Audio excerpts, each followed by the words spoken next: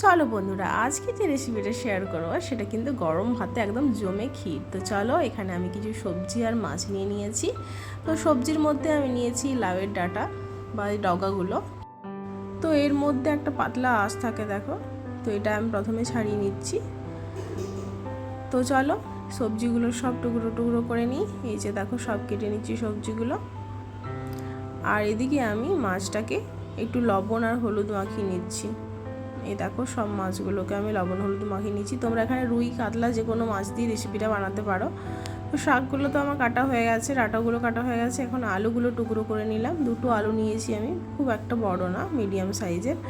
তো দেখো, সবজিগুলো আমি ধুয়ে নিয়েছি। এখন কড়াইয়ে দিলাম সরিষার তেল। এরপর আমি মাছগুলোকে সব ভেজে নেব।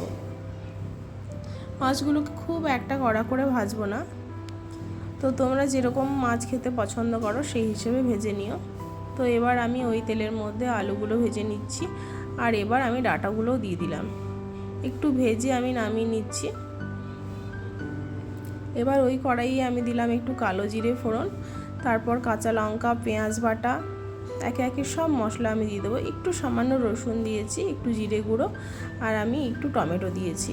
আর লবণ হলুদ তো লাগবেই। আর একটু সামান্য লঙ্কার গুঁড়ো এখানে ব্যবহার করেছি। রসুনের পরিমাণ কিন্তু একদম সামান্য, আদা কিন্তু এখানে ব্যবহার করিনি। এবার চলো, মশলাটাকে সুন্দর করে কষিয়ে নিই। মশলার থেকে তেল ছেড়ে এলে তারপর আমি ভাজা সবজিগুলো এর মধ্যে দিয়ে দিলাম। একটু কষিয়ে নিয়ে এটার মধ্যে আমি জল দিয়ে দিচ্ছি।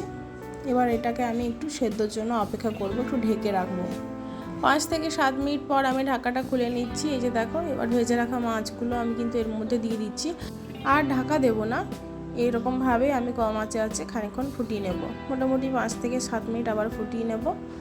তো চলো, রান্না কিন্তু আমার রেডি। এই দেখো কীরকম দেখতে হলো। তো একবার কিন্তু এরকমভাবে রেসিপিটা ট্রাই করো, খুব ভালো লাগবে তোমাদের।